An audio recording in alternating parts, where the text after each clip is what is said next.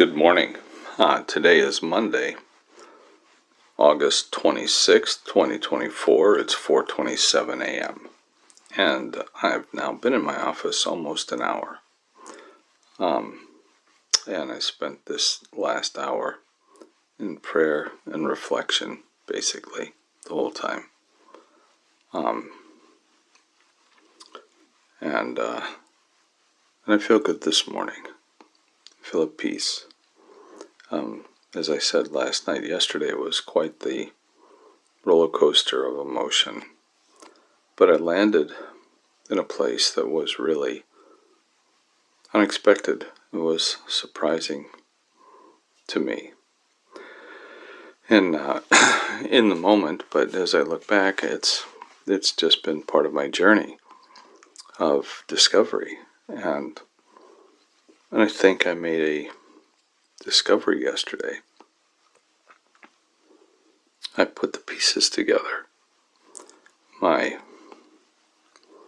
flannel board of fuzzy logic, of fuzzy facts. That's what it is, the flannel board of fuzzy facts. And I've just started looking at those, and all of a sudden I saw a pattern. And as I pull those out together, it's like, oh my gosh, this makes so much sense. And then this morning I was just reflecting on that again. And then I could see very clearly how not just the part I was thinking about last night fits together, but pretty much everything I've been working on kind of flows together into this matrix of ideas. And so now I'm reflective, because I'm saying, okay, now what do I do with this? Where do I go with this? I think the first thing I'm going to do is not right at this moment, but I'm going to lay out this matrix of ideas and how they connect to each other in a very logical and maybe hierarchical pattern in terms of how the ideas complement each other. And the result is simple. It's not complicated.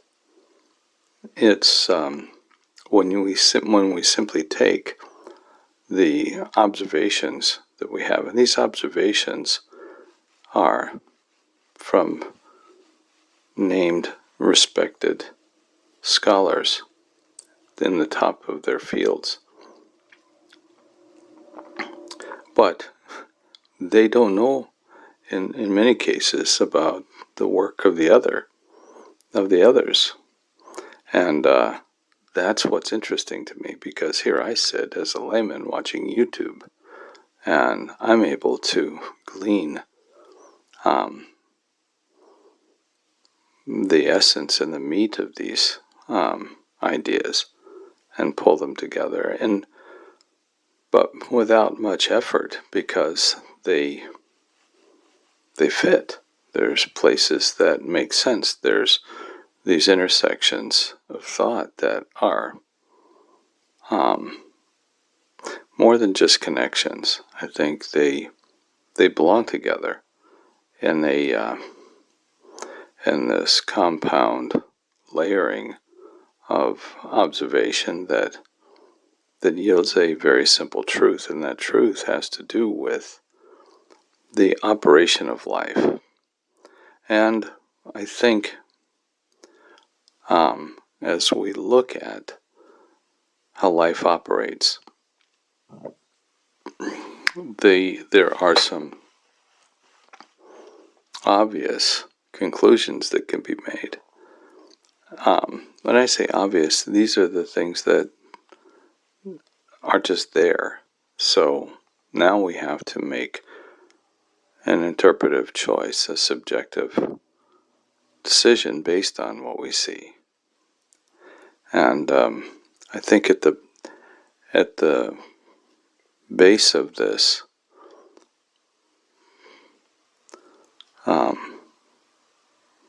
structure of understanding, this foundational element here is the presence of information. And this Dr. Stephen Meyer, describes and articulates so well. But what he's articulating isn't a metaphysical idea. It's not something that is not testable or discernible. It's empirical knowledge. It's a result of what we know by experimentation, by our observation of the world, and our ability to observe within and without at the micro and the macro levels reveals this same aspect of the presence of information, both as with regard to biology, within the genetic information that's in living beings, and then also as expressed in the term fine-tuning when you think of the cosmos, when you think of the universe, and the conditions that, and the probabilities of those conditions being present to create this world that we live in. That's fine-tuning. And the probabilities are extremely high. How do I want to say this? The probability or the chance of this happening is extremely rare, put it that way. The ability of this to just happen randomly, the probability of that, is expressed in exponential values, that it's 1 in 10 to the whateverth power.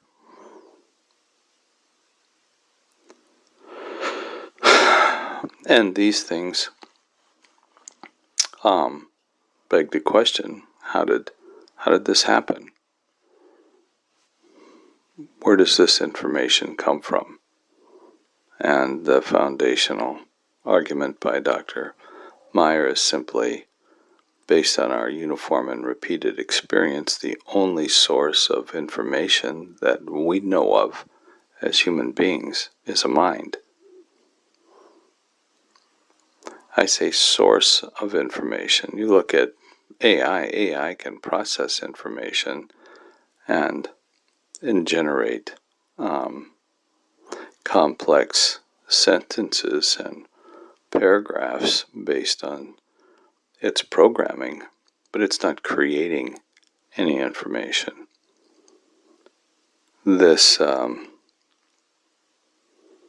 this aspect of information at the molecular level within a cell, where did that come from?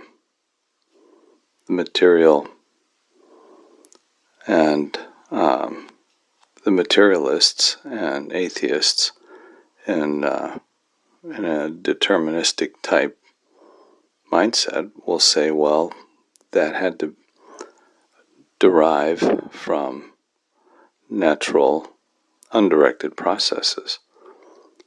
Yet, we have no point of reference in our empirical knowledge of anything like that ever happening, nor can we repeat it in any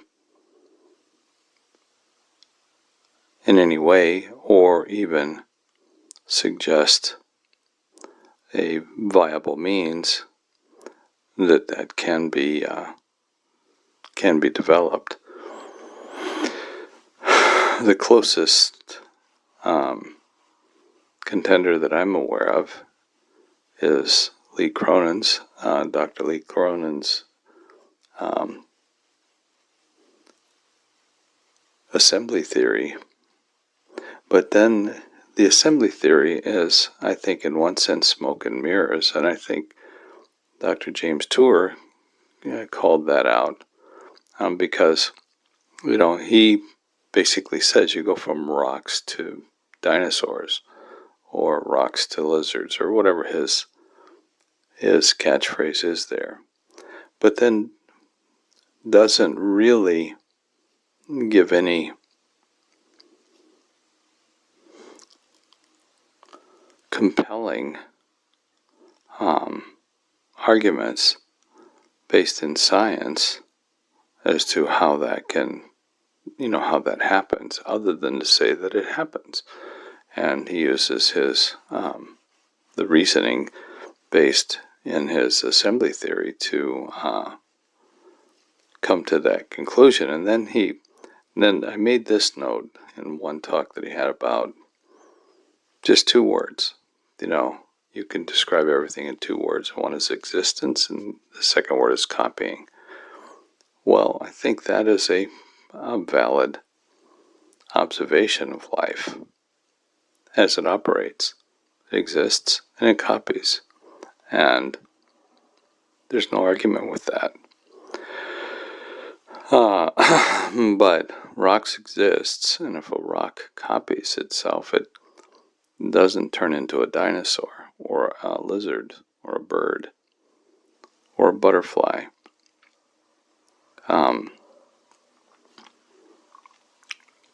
That's the piece that's missing. That's the part that you have to take that by faith, that process somehow will yield, that there's a process there that will yield that transformational, transitional state, or multiple states over millions and maybe billions of years, that will go from this inert object to a living being. But then that's challenged in the face at its base by Dennis Noble's observation as a physiologist of the information that exists in systems like a cell, and the information that is used to process life within the cell and in its mechanistic operations that work on telling the proteins what to do and how to form and create the little machines that are running, and task those machines to do different things, and then to come up with the variable tasks that, based on the dynamic situation that is presented by the environment that cell is in. That level of information processing doesn't exist at the component level in that cell. It's an orchestrated unit. It works in harmony, which means there's the presupposition there that all of these pieces exist and that they work together. This is also illustrated, I think, very effectively and presents the compelling argument for this systemic intelligence is the work by Dr. Michael Behe, who has coined the term irreducible complexity, that there are structures within our biology that are irreducibly complex, that their function and form exist, their form exists to produce a function, but that function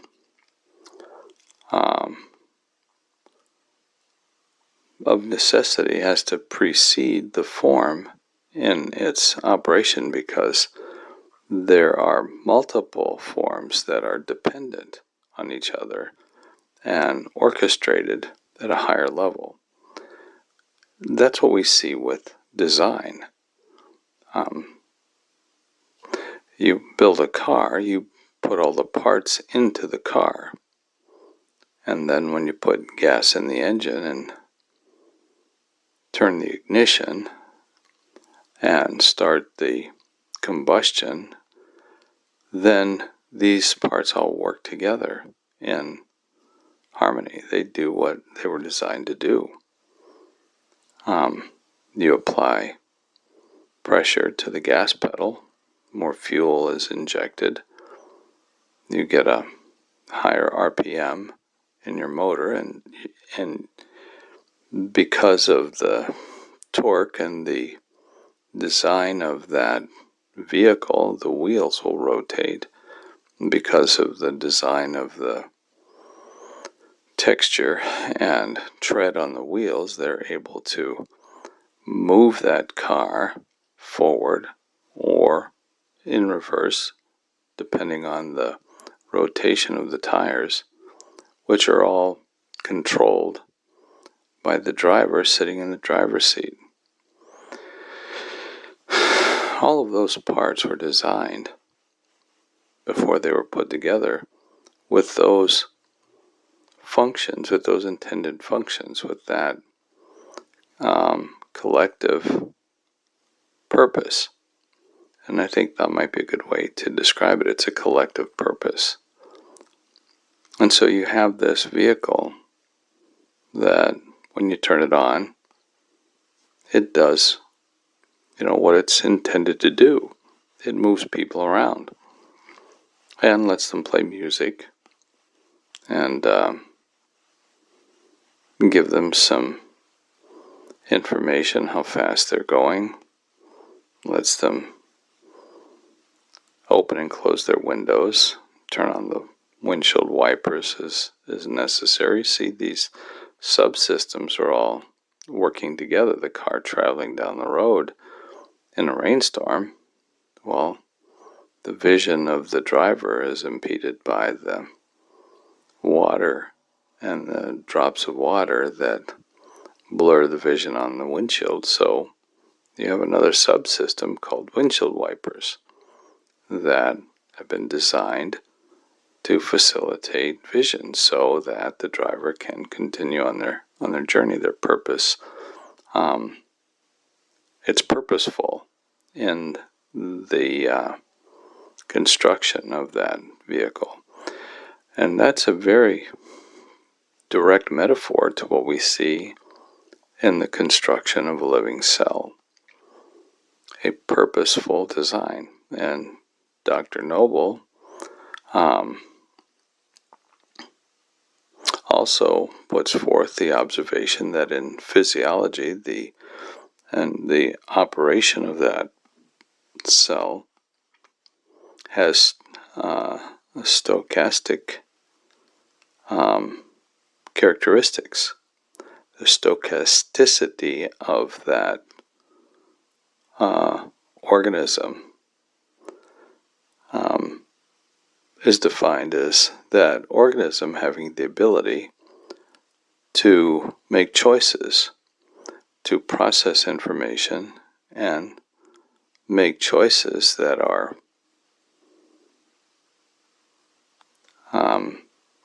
these choices are designed for they're purposeful in their design, and the purpose is the life and survival of that organism. They have a purpose. Everything is working together to maintain the life of that cell. And he uses some great examples of how this is observed empirically through experiments. And One that really resonates with me is the observations they've made by identifying at in the genetic model the genes that impact certain characteristics of living organisms. And gene expression, what the genes do, varies obviously from species to species, but the concept is the same. The operation of that is fundamentally the same in these biological systems. And what they've discovered is when they have identified genes that have been identified as responsible for certain characteristics in that organism through their own rigorous experimentation and observation, that they will impact that gene, remove a gene, and they would expect to see that function diminish or be non-existent within that next generation of that organism. But what they find is that somehow that function is still there. It's still operational through other means, which implies it's a very strong implication. I mean, it's not magic. The cell needs that functionality that is represented by that characteristic in that gene to survive, and if it's not there, it knows what that should be, so produces it another way, which is fascinating to me, because that means there's a level of information that is beyond the gene, that's actually within the organism itself, which in and of itself, that observation suggests another level of information that exists that we don't have a recipe for. We don't know where that information is. We have the gene, and yeah, we've been able to really do our homework on that, and that's been very effective. But what we still don't understand is, where's that other information at? Where's that coming from? And how does the cell know how to do that in the first place? And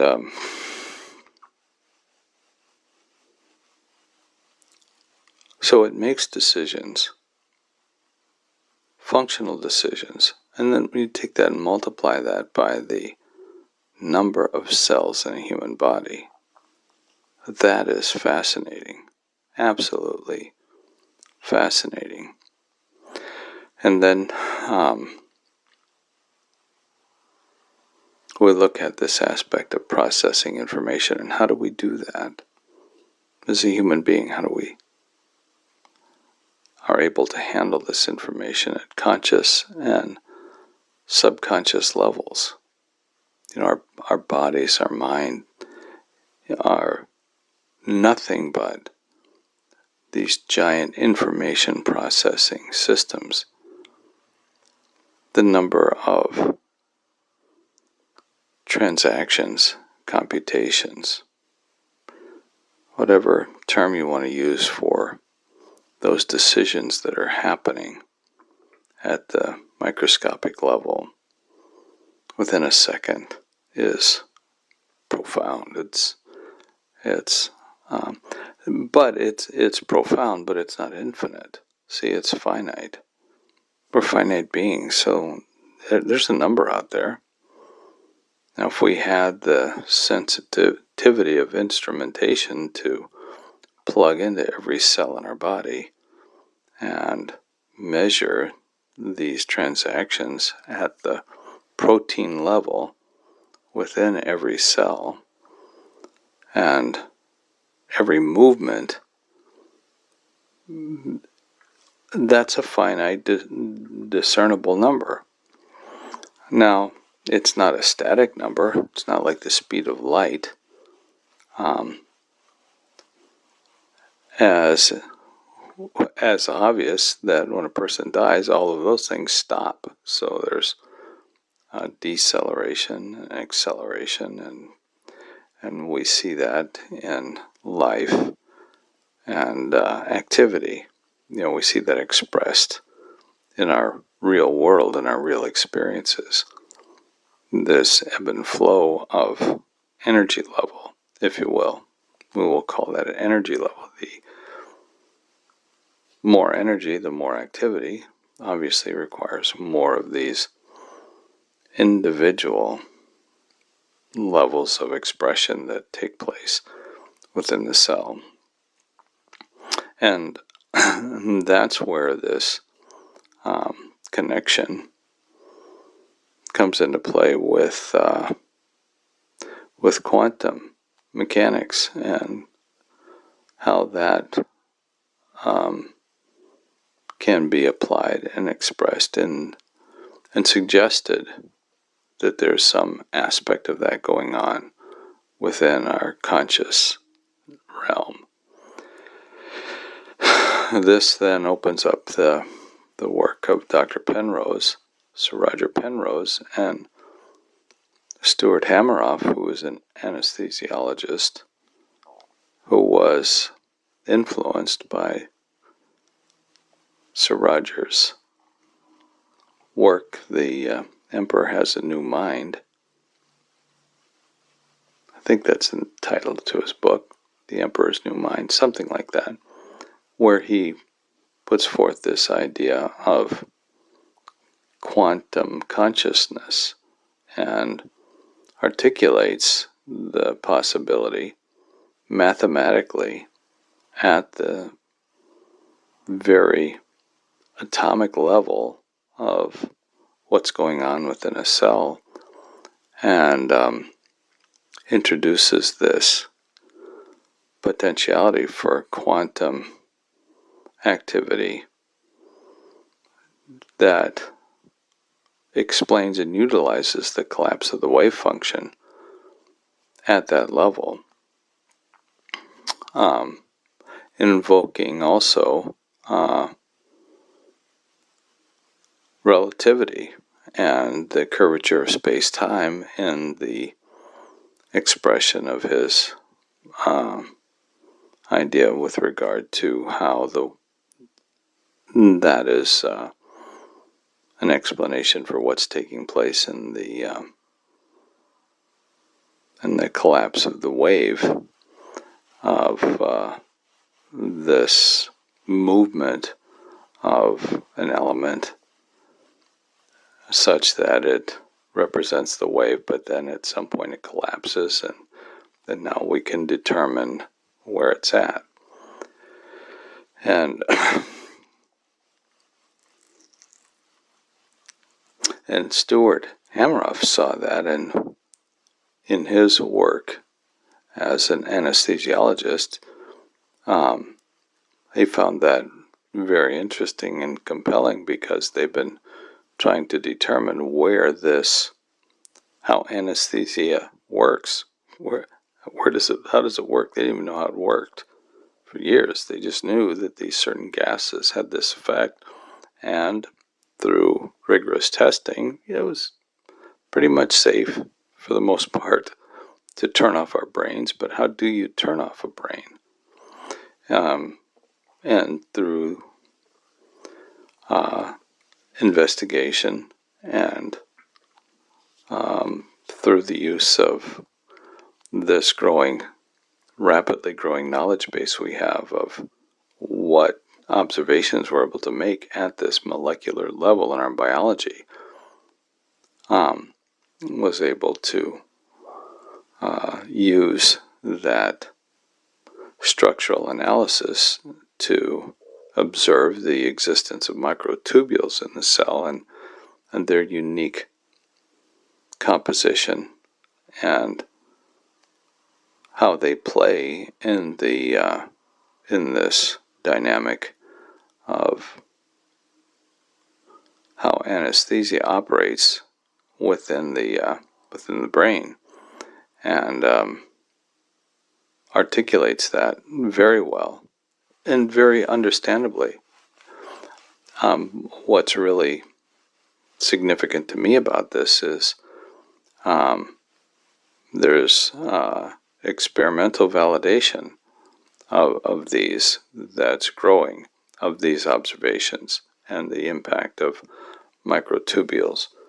But then he and Sir Roger Penrose collaborated after Hameroff reached out to him to suggest that, hey, you've made this theory, but I wonder if this is actually what's going on here.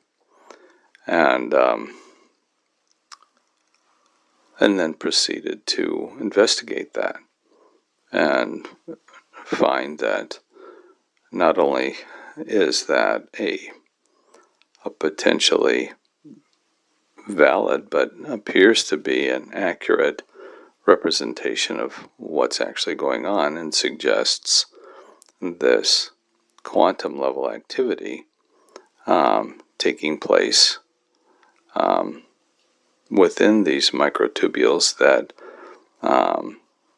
and the extent of that research and what they've observed and the explanatory value that brings to this theory is tremendous, I think, because it not only speaks at the level of consciousness and how these things impact our thinking, but suggests that there are other quantum-friendly structures within the body that he labeled, or he shared, that's been referred to as like the quantum underground, that there are these other structures that also display this, the potential for this type of quantum level activity. So here's what you have. You have this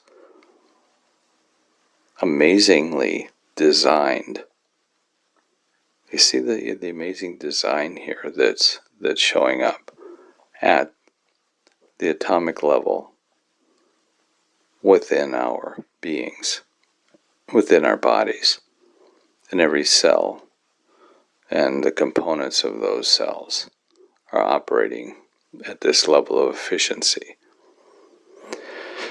That's the miracle of life. But then I want to suggest that what came to my mind yesterday as I was thinking about this is the layering of these thoughts. So you have this information that exists in multiple levels, and this information is used in these, expressed in this stochasticity of these organisms and their ability to choose based on this information. And then you have this research by Sir Roger Penrose and Dr.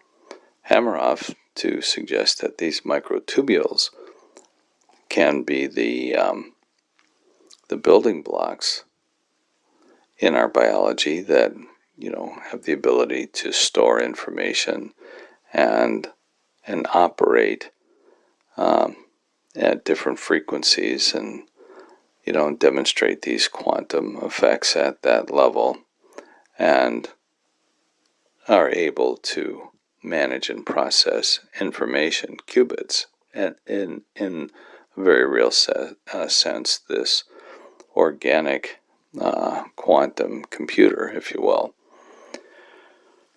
Those things layered together present, I think, a viable and based on observable and mathematical model for who we are and how this operates at that level. But then, as I was thinking about this, after watching another video yesterday, listening to Sir Roger Penrose talk about this with two others in it wasn't actually a debate, it was a discussion. And I don't have the names in front of me of the channel that I was watching or the other individuals on the panel. But as I was reflecting on that afterwards, and I was just kind of went through this process of layering these things that I've put together. Okay, this information at the level in the gene, but then there's also information that is being used to process that information in the gene. And now we also have this potential for there to be quantum processes that are able to be used to process this information. We have an explanatory model that is able to articulate this functioning of what's going on in a cell, and then when you consider what's going on with that information at the cell level being quantized, if that's correct, if that's how I want to say that in its expression. But then you layer that, because not only do you have one cell, we have millions and millions of cells in our body, and billions of processes going on. And you layer those together into systems. These cells produce an organ in the body called the heart, or the lungs, or the liver, or bones, or skin, or hair, whatever the expression of that cell is. These are all working together to produce this organism called us. But the thing that struck me was maybe it's because when we're trying to now understand consciousness, one of the individuals was in this panel, a well-known scientist, but in the computer realm, was stating that in their construction, they presume the existence of consciousness and free will as postulates, to quote what he said. And then with those assumptions, you derive the math and the other types of things, and you're able then to see what's going on, and they're able to have some explanatory power through that process. But he's taking this aspect of free will, which I think can be expressed accurately, maybe more accurately, by Dennis Noble's observations in physiology. And consciousness, he refers to as this, the quantum aspect of this, such that the collapse of the wave function represents a decision. And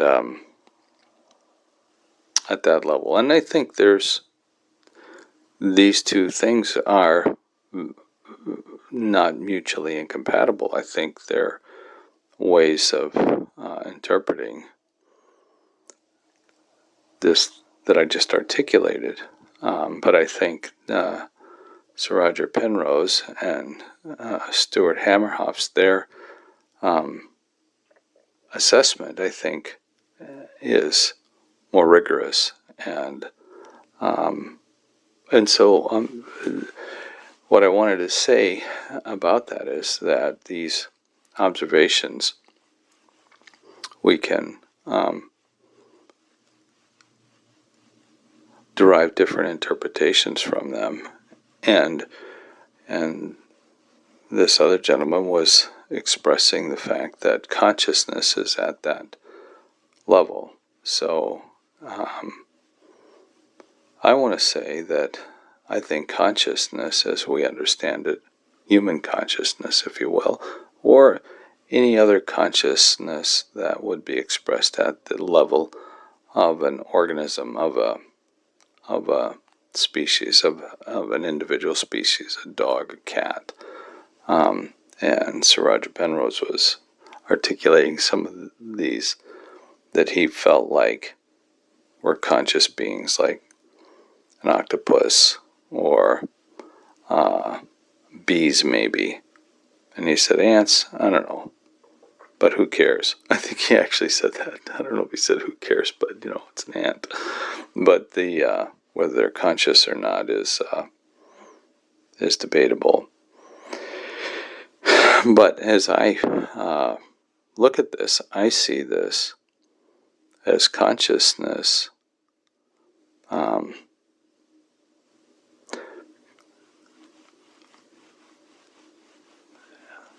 as the expression of the activation of all these layers of information that are going on within our body, and all of these systems communicating with each other.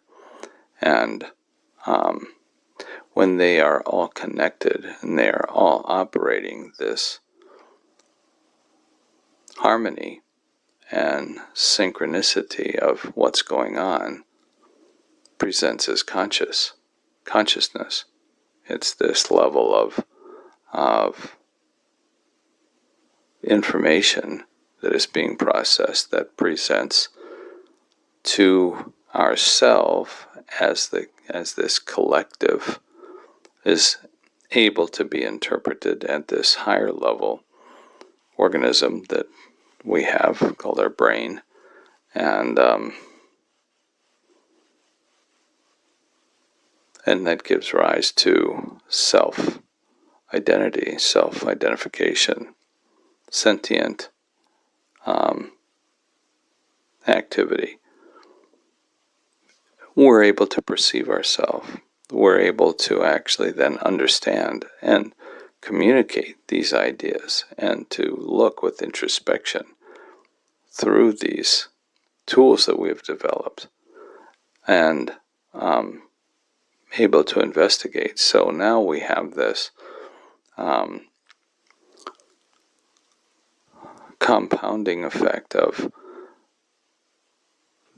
all of these millions and billions of simultaneously and maybe not simultaneous, but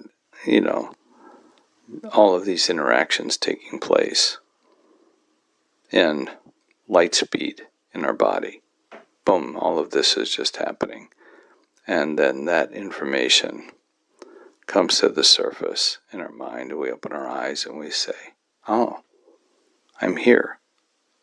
And I look at a picture on the wall and I see, that's my children. And I can reflect on the memories of their growing up. And then I can reflect on another picture. I see myself as a child and I see my parents. And I can reflect on what that felt like to be a child and who my parents were and their influence that they had on my life. So all of that information is at my fingertips. It's there. And our ability to process information and then make decisions on that information is what represents consciousness at this level. I'm able, for example, to hold this recorder that I'm speaking into, and I'm just moving it back and forth right now. I'm just choosing in my mind to do that. But I didn't actually have to execute a command that says hand move this way and then stop or that way. I just had to do it. and all of these things work together. That's consciousness. And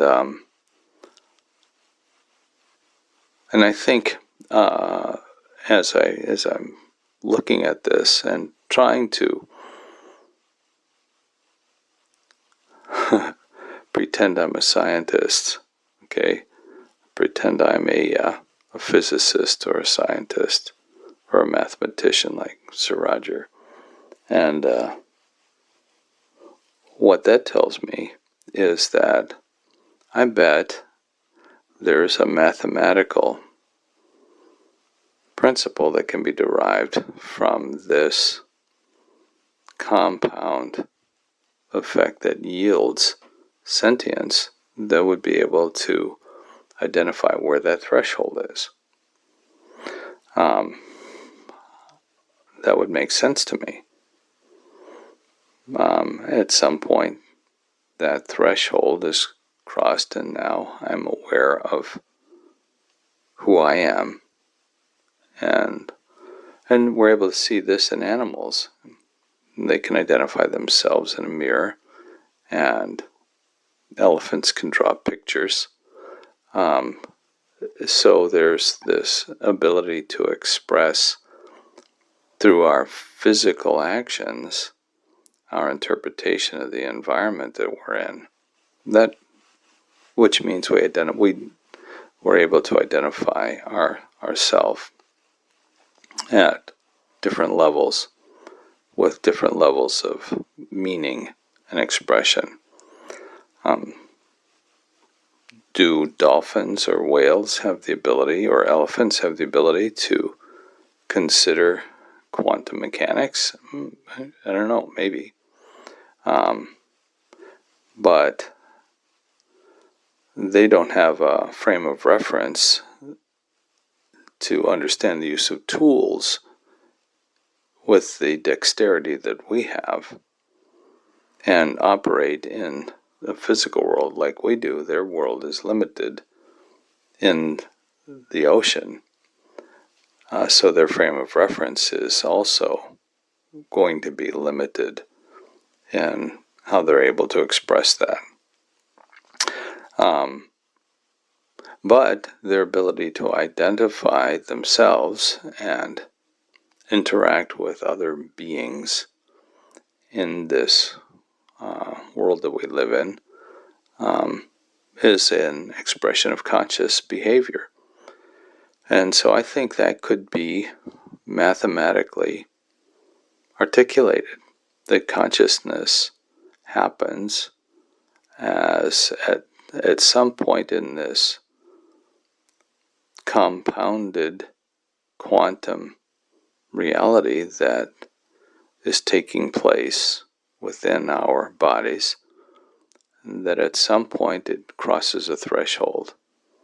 And wherever that threshold is, I think that could be derived, that could be observed. Why couldn't it be? And if that's the case, then that will give us some clarity in this realm, and especially it sets the goalposts way out there for the creation of any type of sentient artificial intelligence. And I really like Sir Roger's observation of artificial intelligence. He says it's not intelligence, and he challenges the current state of quantum theory and saying it's incorrect because they can't explain the wave function, the collapse of the wave function. It's incorrect. It's not incomplete. He said he's not as polite as some would say that it's incomplete. He says it's incorrect. And I found that to be refreshing, especially his comment about artificial intelligence is it's not intelligent because it doesn't have consciousness. And I think that's a valid point. And given the technology that we have, it's probably not reproducible in silicon or in any type of current processes we have to synthesize these computing systems. Dr. Noble would say that until they're able to build computers out of water, which is what we're made of primarily, they're not going to rise to this place of having a sentient consciousness within artificial intelligence. And so, is that impossible? I don't think it's impossible. I think all things are possible. But it depends on our ability to understand and then interact with our environment and do the things that are necessary to do that. And then finally, the last thing I want to mention here to kind of round this out is my own experience and my own investigation. Not scientifically, but anecdotally, the evidence that I collect and that I've seen others collect. And this is what the materialists want to pull into the argument when they can't aggressively and rigorously defend their materialistic position against the intelligent design arguments, is that we invoke we pull the alien card, panspermia, and the fact that we've been seeded here by other intelligent races. Well, that's kind of a cheat, because it really doesn't answer the question as to where that design came from in the first place. But on that topic of aliens and the type of supernatural phenomena that we experience in our world, in our realities, which is documented throughout human history. Since we've been documenting things, we can find these echoes and these journals and these stories and the myths that we have of supernatural experiences and beings. So what do we do with that? Well, that was the final process I went through as I was thinking about this yesterday, and I thought, I have a question I'd like to ask Dr. Hameroff specifically, because he's the one with the physical evidence, and working with the brain. And I wanted to ask him what type of external influences would impact our brains at that level. And when I say now impact our brains, I'm thinking of this whole, compound quantum process that's going on in our being, if you will. We'll call it our brain for now, but it's I think it's broader than that. And when we talk about our full identity, who we are as an individual. And the question I wanted to ask him was, about what other external types of things. And before I be more specific about that, I was thinking, well, there are external things that impact our thinking, information. You can be sitting somewhere and scratch off a lottery ticket, and all of a sudden you have information that you're $100,000 richer than you were. Well, that information is going to trigger a flood of emotional events in your body, in your mind, in your body, in your and just that information alone, as well as the individual who is having a beautiful day, going about their business, enjoying life, and then they get a phone call, and in that conversation they receive information of a tragedy that happened in their family. Again, this flood of emotions, feelings, and all of these processes take place. So information has that ability to do that, but that information has limited avenues of approach to us as humans. We have our ears, our eyes, our sense of touch, taste, smell. We have our senses that give us information. And that information we receive triggers response to our environment. But and that's how a crowd can get stirred up by some rabble-rousers. They present information that's inflammatory, and off you go. But what about metaphysical information? What about information of a supernatural type? Now I'm getting biblical. Now I'm thinking about the biblical narrative and good and evil, and the ability that's described in the Bible of beings, supernatural beings, that are able to impact our choices, our ability to choose, or influence us is the better word. They're able to influence for good or evil. How would that work? What would be the mechanism for that to take place?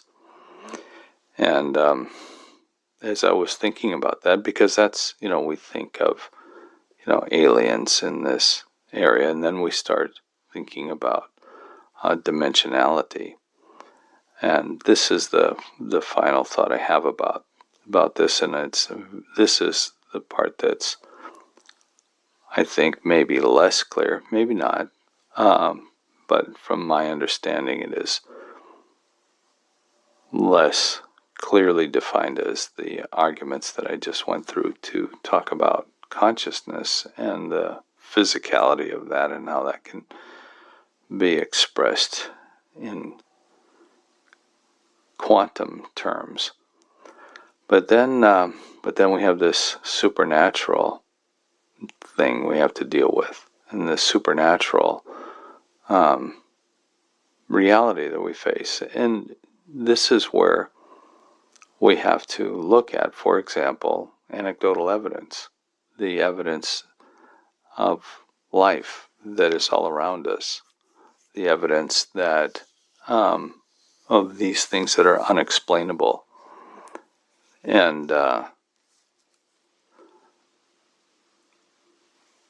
but the observation is that there's information that's processing across space and maybe time, but let's just leave it at space for now. And people are able to communicate. They get impressions. They get thoughts. We have this aspect of biblical prophecy. How does that happen? And some skeptics will say, well, they dismiss that entirely. But you can do that, but that's not being rigorous, because when you find that there are people that have spent their whole lives, people with integrity and intellectual capacity, will argue with you, I think there's that should give you pause before you dismiss anything like that out of hand because, it's from the Bible. It doesn't have to be from the Bible. It's funny, people will take the Bible, throw it away, but then they'll take Buddha or something from India and or the shamans and say, oh my gosh, this stuff is amazing.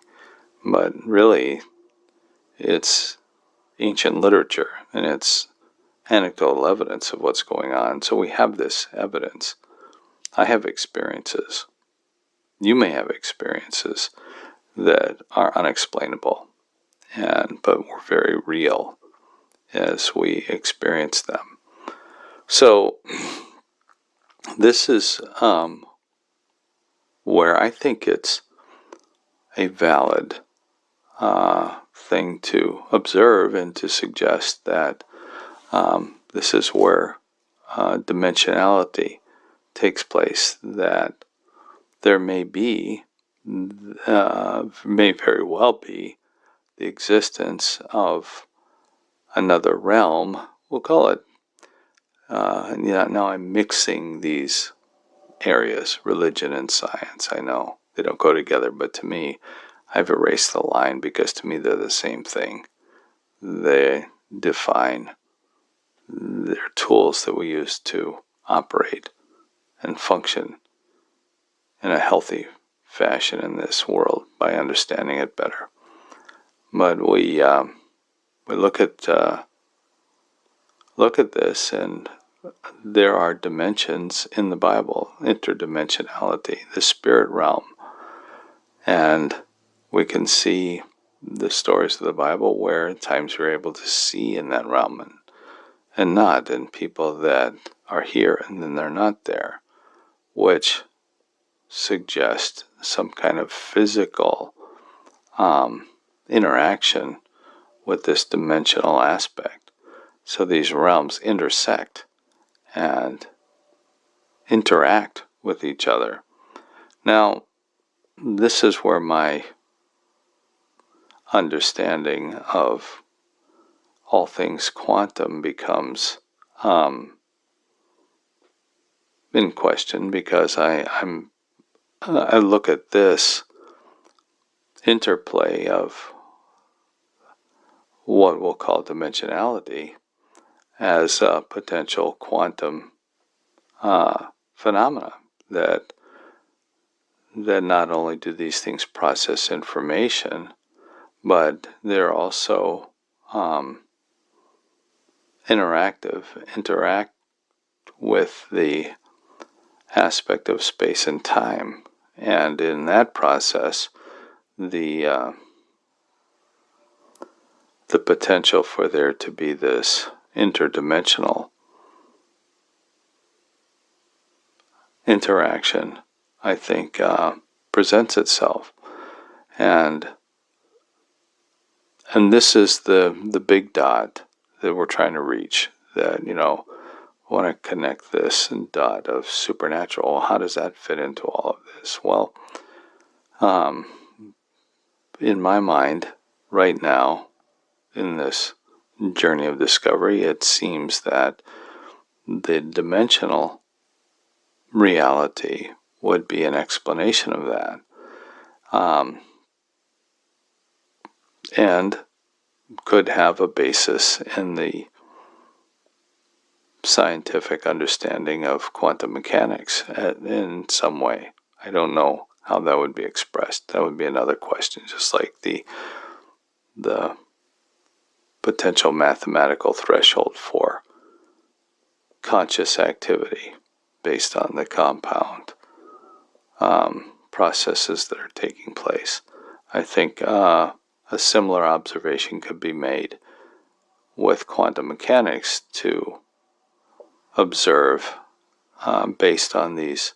If you take this consciousness as a paradigm, as a starting point, and then expand that to this aspect of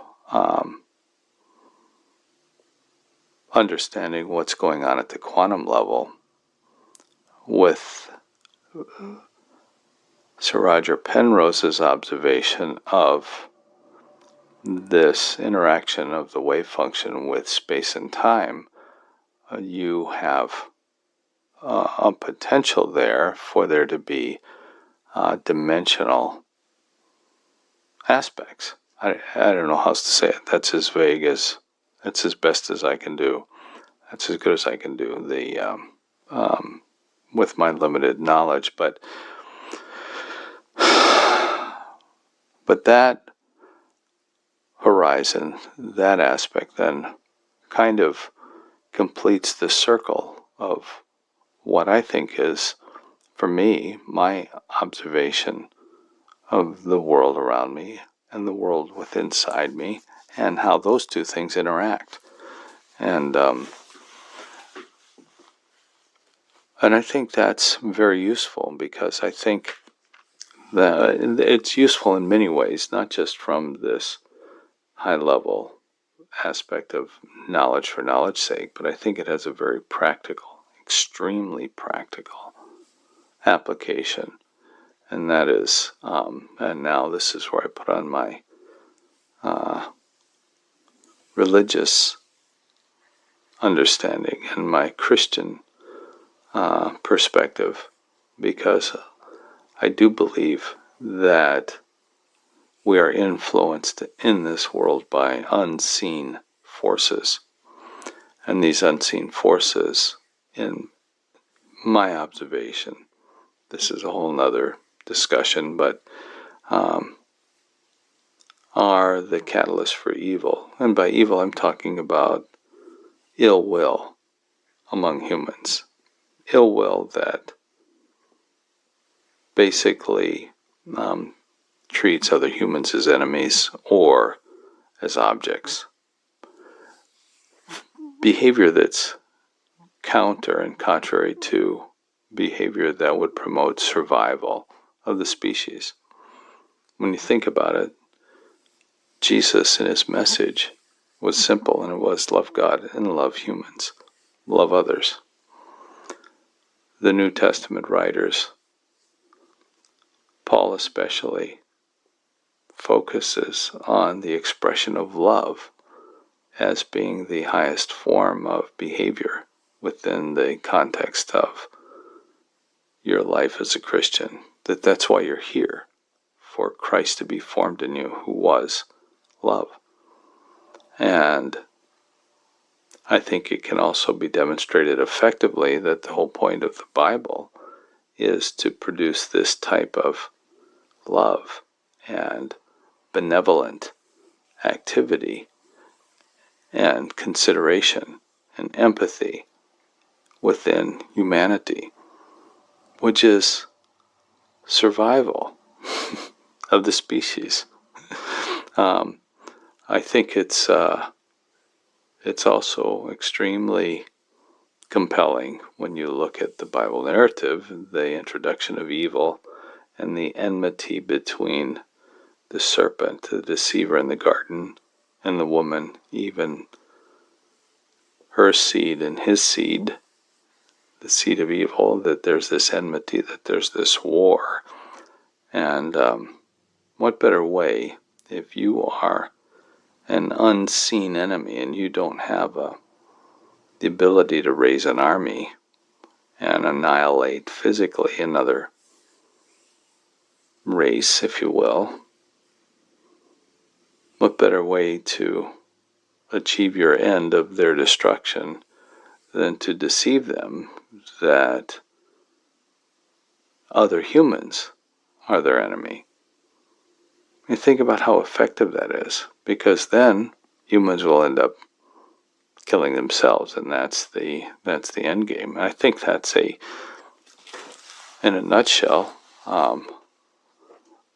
not a bad observation of what's going on from a biblical perspective. We have intelligent evil that has convinced humanity that evil lives within humans, and therefore we're able and justified to kill or use, abuse, consume other humans for our ends. And I believe that's biblically described as the influence of evil. The influence of good is the fruit of the Spirit, as we read in the New Testament. And so you have this epic battle in humanity now at this level of reality of our practical existence.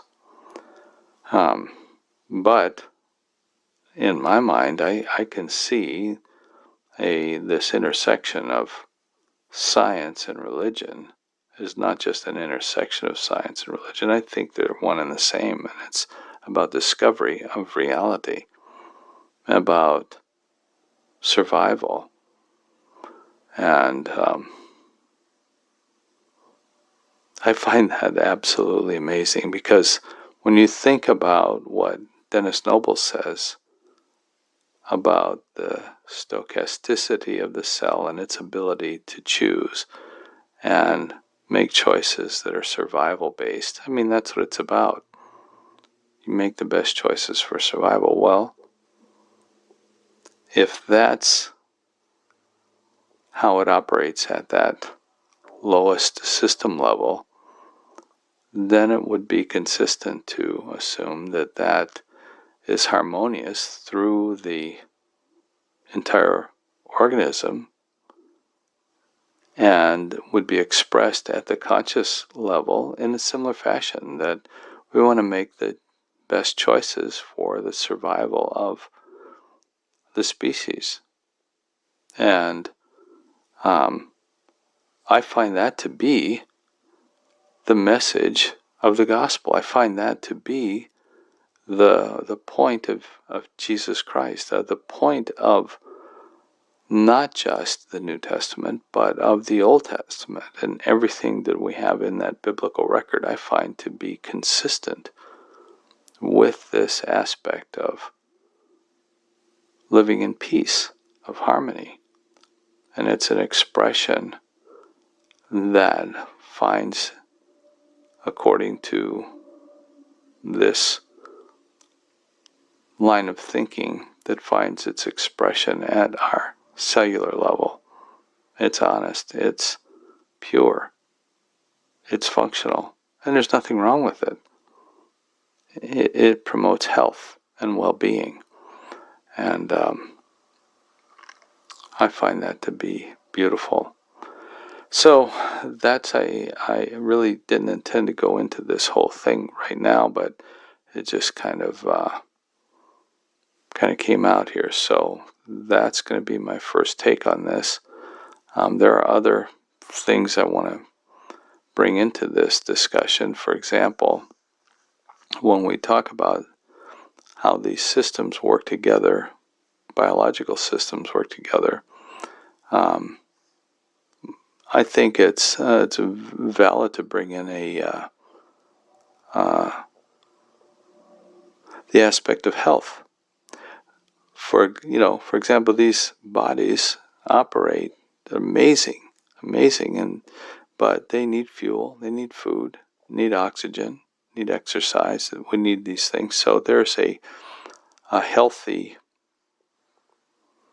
way to quantify and evaluate the status and robustness of the specimen that I am, if you will. And I think this is where practitioners like Dr. Schmidt, who are advocates of nutrition and holistic medicine, have a unique and potentially very impactful message to the world, because they're using science that was discovered 100 years ago but has been, for lack of a better word, hijacked by the pharmaceutical industry.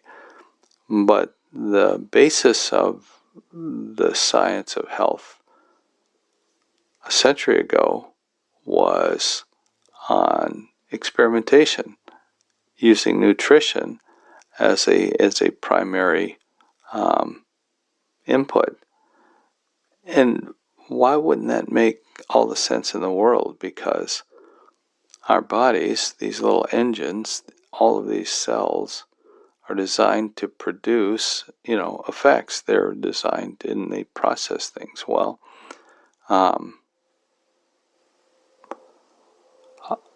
Wouldn't you think that, considering the quality of the fuel and the combination of the different types of fuel that's necessary, the different vitamins and nutrients that your organs need to be healthy, to replicate the cells that are within them, to do what it is that they do, it would make sense that these higher level processes would say, yeah, eat that, it's healthy.